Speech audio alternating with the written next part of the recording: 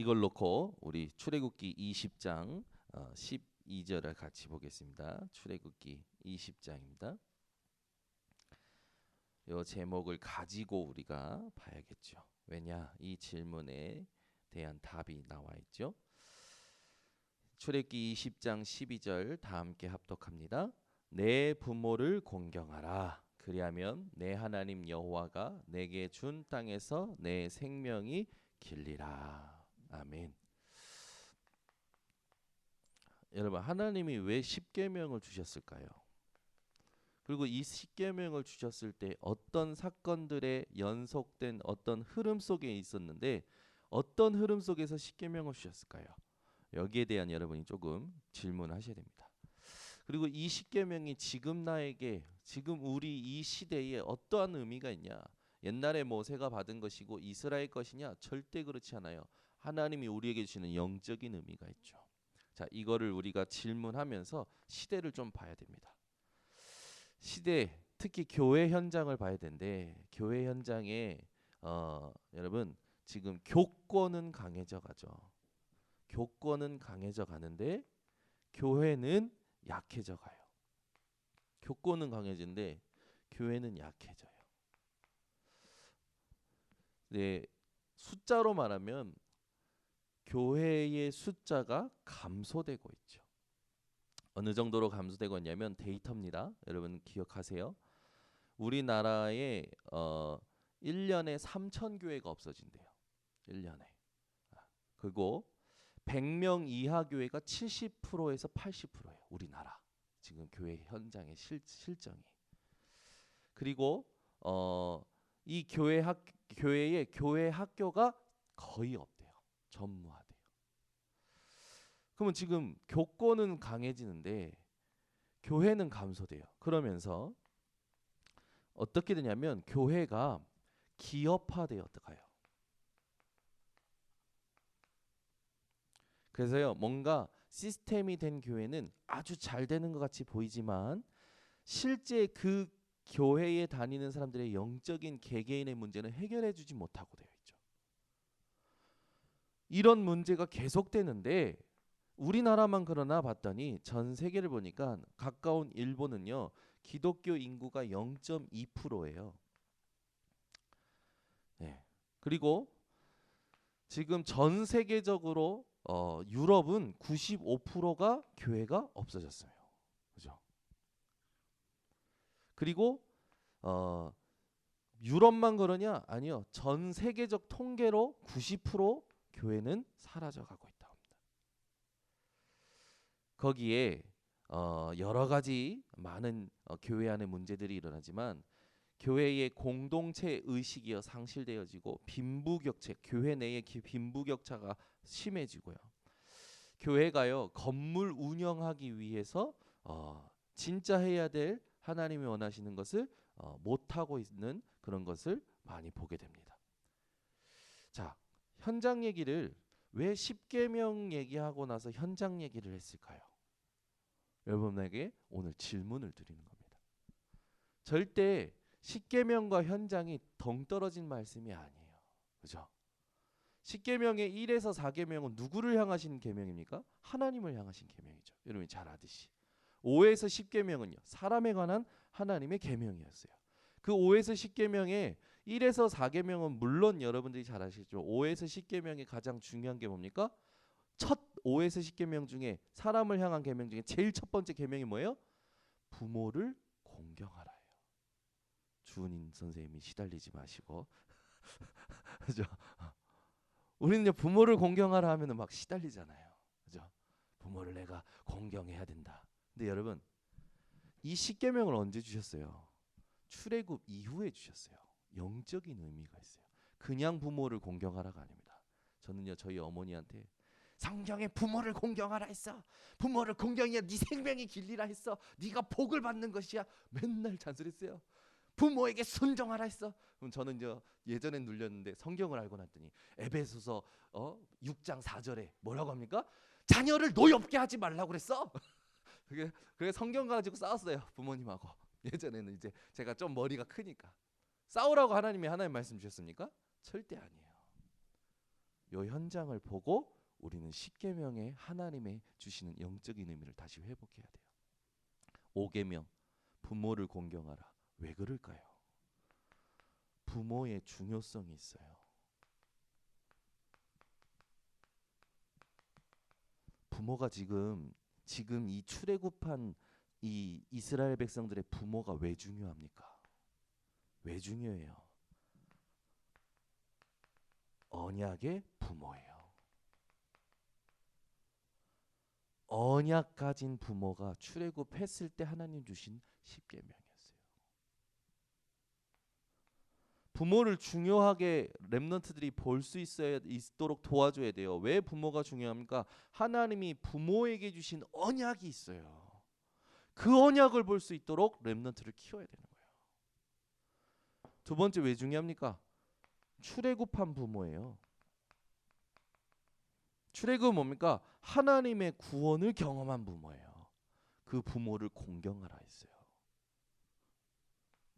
그냥 부모니까 공경하라가 아닙니다. 하나님께서 주신 이 영적인 흐름과 의미를 안다면 언약의 부모요, 출애굽을 한 부모예요. 그 부모를 공경하라는 거예요. 세 번째, 이 출애굽한 이스라엘 백성들, 이 부모님들이 어떤 겁니까? 세상 현장을 경험했어요. 이 세상 현장에 하나님의 말씀의 역사를 경험했습니다. 그래서 공경하라 한 거예요. 저는요 예전에 그냥 부모님을 공경하고 순종해야 되는 줄만 알았어. 아니더라고. 영적인 의미가 있었던 거예요. 아, 그래서 내게 언약을 전달해 줄 부모, 내게 구원의 은혜를 알게 해줄 부모, 세상 현장 이걸 말씀의 역사를 알게 해줄 부모. 그래서 부모를 공경하라 한 거구나. 부모님들이 이것을 전달하는 뭡니까? 하나님의 통로예요. 그러니 공경하라는 거예요.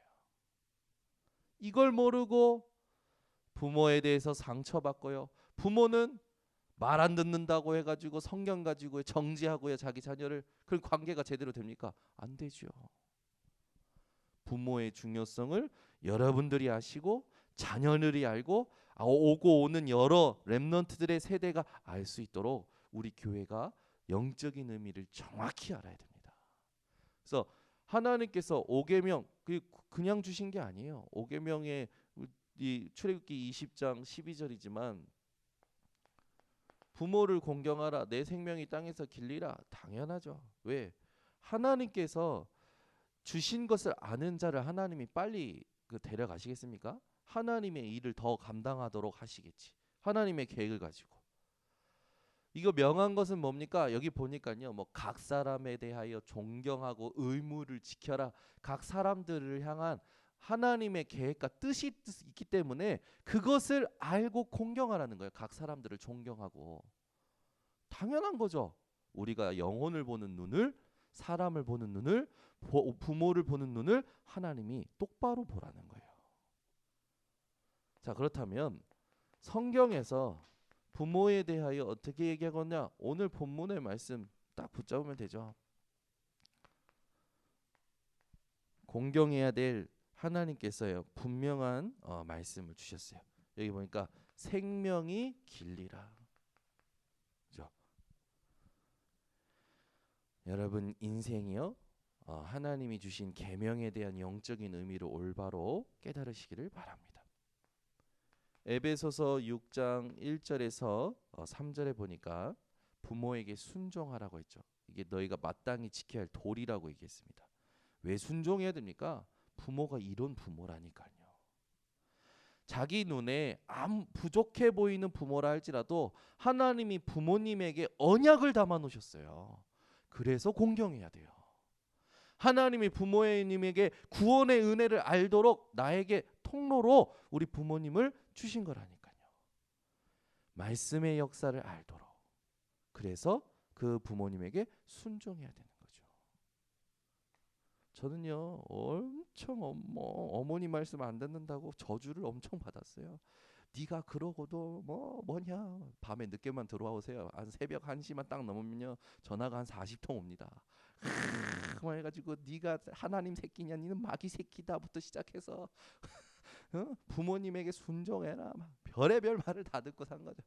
근데 그 저주가 임했냐? 안 임했어요. 왜 그렇습니까? 부모님이 그 말을 통해서 부모님의 그 말씀을 통해서 저는요 하나님이 부모님에게 주신 언약을 알게 됐어요. 부모님에게 지금은 더 잘합니다. 출애굽 구원의 은혜가 뭔지를 알게 됐어요. 부모님을 통해서 말씀의 역사가 뭔지 알게 됐어요. 하나님을 알게 되는 통로라. 얼마나 감사합니까? 시간이 지날수록 부모님이요 귀해요. 부모님을 놓고 기도가 돼요. 시간이 갈수록 부모님에 대한 진짜 사랑이 나와요. 그죠? 우리 교회에 그런 이제인데 부모님을 너무 사랑하는 우리 이영숙 지사님이 우리 이옥화 장로님의 바깥 양반이 되셨다면서 우리들끼리 하는 말이지만 너무 사랑하니까. 제가 볼 때는 요즘 시대가 좋아졌으니까 우리 이영숙 지사님 그 핸드폰에 이옥화 장로님 그 어플 그 이동 동선 경로 지금 어디 있는지 깔아드려야 될 것 같아, 그죠? 우리가 부모님이요 살면 살수록 귀하잖아요. 왜 귀합니까? 하나님을 알게 하시는 통로라. 이거를 아는 부모요, 이걸 아는 자녀요, 그게 행복한 가정이죠. 자, 우리가 이 말씀으로 싸울 게 아니에요. 노엽게 하지 말라고 했어요. 부모에 대한 역할입니다. 노엽게 하지 말고 뭐 하라는 겁니까? 부모는 자녀에게 참된 소망, 참된 힘을 자녀에게 전달하는 거죠. 이게 부모가 해줘야 될 역할이에요. 근데 부모님이 맨날 돈이 없대, 맨날 어렵대, 세상 것만 보고 세상 말만 해. 그러니 됩니까?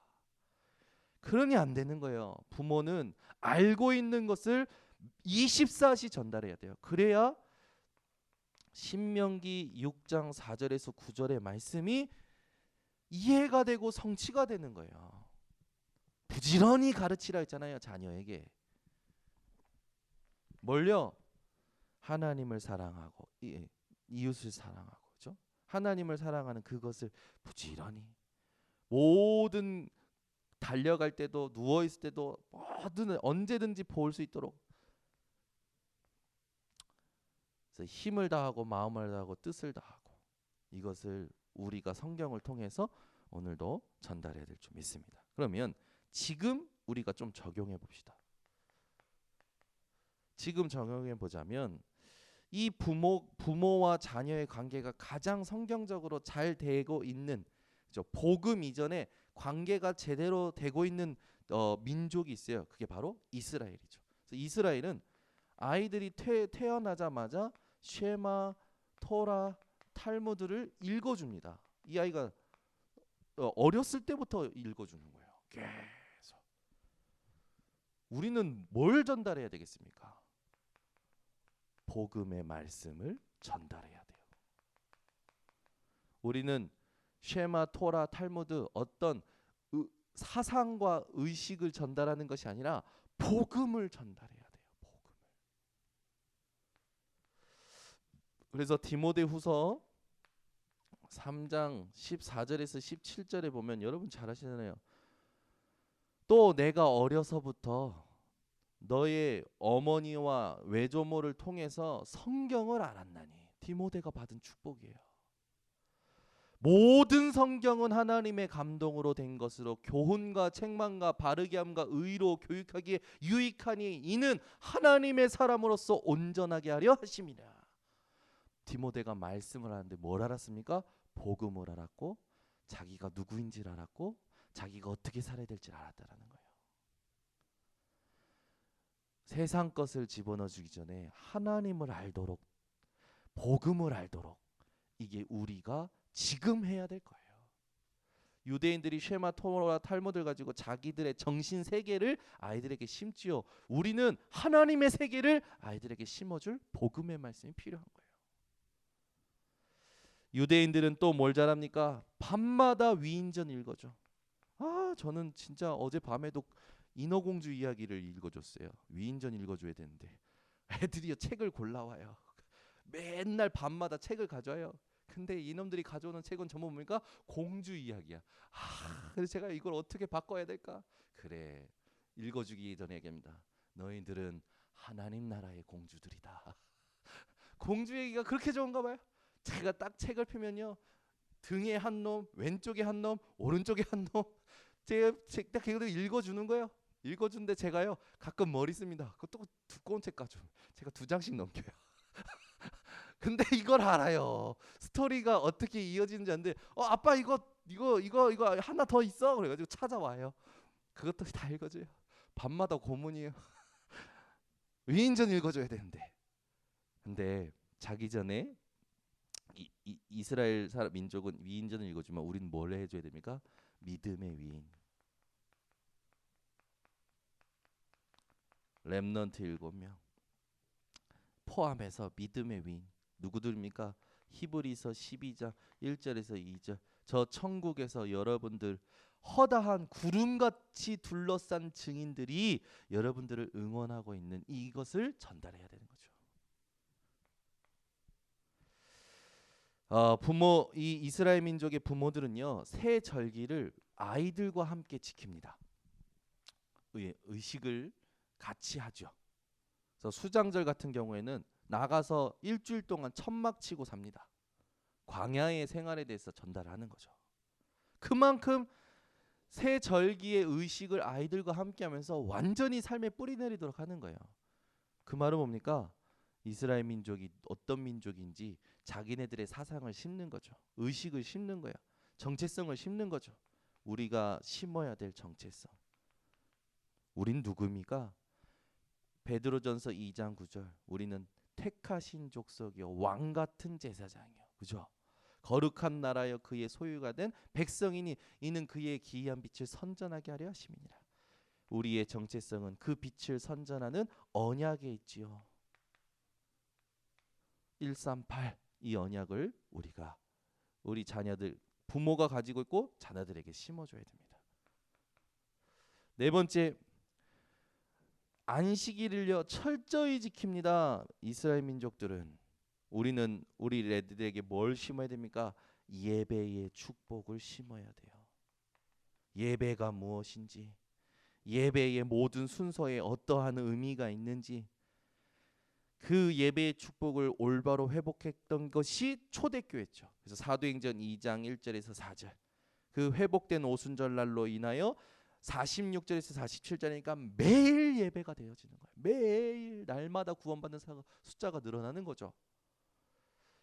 사도의 가르침을 봐라. 서로 떡을 떼고 교제하고, 그죠? 이게 예배의 축복이죠. 유대인들은요 성인식을 합니다. 우리는요 다윗이 목동으로 있을 때 사무엘 선지자를 통해서 기름 부음 받았던 것처럼 내가 있는 현장에 그리스도로 맡겨진 일에 오직 할 수 있도록 만들어줘야 되는 거예요. 청소부라고요? 청소의 일에라는 것에 오직했던 쉐부, 그는요 청소부가 아니었어요. 우리가 그리스도로 가지고 있으면 우리가 하는 일이 내가 아니라니까요. 지금 내가 하고 있는 일이 나라고 착각하는데 절대 그게 아니에요. 그리스도 가지고 있는 사람이 하는 일은 세계복음화의 도구이지 그것이 여러분이 될 수 없어요. 아멘.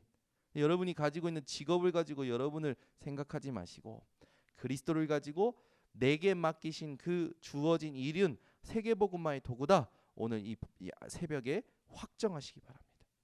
그래서 여러분은요 직업에 그 귀천이 없다라는 걸 아시기 바랍니다. 이건 진짜 복음 가진 사람에게 적용해야 될 거죠. 6번째, 유대인들은요 토요일마다 회당에 모여서 부모가 자녀에게 말씀을 강론하고 말씀을 가지고요 토론합니다. 우리는요 어떻게 해야 됩니까? 하나님이 주신 유일성을 찾도록 도와줘야겠죠. 사무엘상 16장 23절에 다윗이요 목동으로 있을 때 기름 부음 받고 나서 목동 현장에서 수금을 타던 것이 사울 왕에게 악신 들렸던 귀신을 쫓아내는 유일성의 응답을 받았어요. 얼마나 많은 사람들이 수금을 탈 수 있었습니까? 근데 왜 다윗이 타는 수금에만 사울 왕에 들렸던 귀신이 떠나갑니까? 하나님이 주시는 유일성의 응답이에요. 여러분이 그리스도 붙잡고 여러분이 하는 일을 하고 있으면 많은 사람이 하지만 많은 사람이 할 수 없는 일을 하나님이 하게 하시는 유일성의 응답이 오는 거예요. 이 응답을 여러분이 받으시기 바랍니다. 7번째, 로지. 사회에 성공한 사람으로 또 이제 세상에 나가는 유대인들은요, 자기네들끼리 로지라는 어떤 그 이제 클럽이라고 할 수도 있겠죠. 자기네들의 모임이에요. 이걸 만들어서 전 세계적으로 조직과 그 끈끈한 유대를 유지해 갑니다. 우리는요, 재창조해야 돼요. 다윗은요, 시편 78편 70절에서 72절에 이스라엘을 자기 마음의 완전함과 그의 손의 능숙함으로 지도하였더라라고 되어 있어요. 시편 78편은요, 이스라엘의 전 역사를 기록해 놓으면서 언약의 여정을 가는 이스라엘 백성, 그들의 왕으로 하나님이 다윗을 세우셨는데, 그 다윗은 이스라엘의 언약의 여정을 알고 이스라엘 백성을 지도하였더라라고 쓰여진 게 시편 78편입니다. 다윗은 그냥 그 마음의 완전함과 그 손의 능숙함이 아니었어요. 하나님께서 언약의 여정을 가게 하시는 이스라엘을 알고 마음의 완전함과 그 손의 능숙함으로 이스라엘을 지도한 재창조받은 인물이었어요. 이런 인물을 우리가 키워야 될 줄 믿습니다. 그래서 우리의 신앙 교육의 교본은 오직 하나님의 말씀이요. 신앙 교육의 시작은 어디입니까? 가정이라는 거, 부모라는 거. 그래서 부모가 중요한 겁니다. 부모님들이 아이들에게 요걸 전달하지 않으면 세상의 방법으로 아이들을 이렇게 다스리게 되죠. 반드시 실수가 일어납니다. 여러분, 세상 현장이 어떤지 이번 주도 보고 왔는데요. 이제 수원의 광교 테크노밸리라고 있어요. 거기는 한국 나노기술, 서울대학교 대학원, 융합기술원 뭐부터 시작해서 우리나라의 모든 엘리트들이 다 들어있는 거예요. 지나가는 사람이 전부 서울대 출신이야. 제가 갔더니 목사님 서울대 무슨 과요? 무슨 과요? 다 서울대 다. 제가 보니까 다 엘리트만 모여 있어요. 근데 거기 딱 들어갈 때 입구에 뭐라고 써 있냐면, 저는 몰랐어요. 입구에 딱 그게 써 있길래 그냥 기분을 풀어주는 말인 줄 알았어. 뭐라고 써있냐면, 오늘은 시도 읽지 말고 그냥 쉬어라. 전 처음에 그게 무슨 말인지 몰랐다니까. 근데 그 안에 있는 사람들 만나서 현장 얘기를 듣는데요. 이 사람들이요, 거의 잠을 안 자고 논문 쓰고, 거의 잠을 안 자고 사업에 몰두하고, 가정에 들어가는 시간도 없는 거예요. 그러니까 여러분, 우리가 쉬라고 생각하면 얼마나 여유가 있고 편안하고 감동이 됩니까? 근데 그 문구에 딱 들어가는 문구에 현수막에 걸린 거예요. 오늘은 시도 읽지 말고 그냥 쉬어라. 처음에 들어갈 땐 그 문구가 저에게 안 와닿았어요. 근데 그 현장의 이야기를 들으니까 이 사람들은요, 쫓길 수밖에 없어요. 시간에 쫓겨요, 지식에 쫓겨요. 완전 지식이 우상된 거야. 자기가 세운 그 가설이 또 언제 새로운 지식과 가설로 뒤집어질지 모르니까 시간에 쫓기고 지식에 쫓기고 계속 쫓기는 거예요. 잠을 잘 수가 없어. 집에 들어가는 시간이 언젠지도 몰라. 그러니 아이 돌보시고 있겠습니까? 예배도 안 되는 거예요. 그런 현장에 이번 주에 갔다 왔어요. 그래서 갔다 오면서요, 야, 나는 진짜 행복한 사람이네. 상대적으로. 그러나 그 상대적 감사가 절대적 감사로 또 확인이 되더라고요. 복음 때문에. 그렇죠? 오늘 이 아침에 메시지 준비했는데 윤준 선생님 오셨길래 대체 하나님은 역시 정확하시다. 오늘 메시지 준비하면서 윤준 선생님이 들어야 되는데 했었는데, 와, 앉아있네. 참, 하나님은 정확하시네. 계속 와요. 기도하겠습니다. 하나님 아버지, 감사합니다. 정말로 세상에 저 성공한 사람들은 시간에 쫓기고 지식에 쫓기고 모든 상황에 쫓겨서 숨 쉴 틈도 없어 그냥 쉬는 것이 낙인 그런 사람들이 된 현장도 오늘 우리가 들었습니다.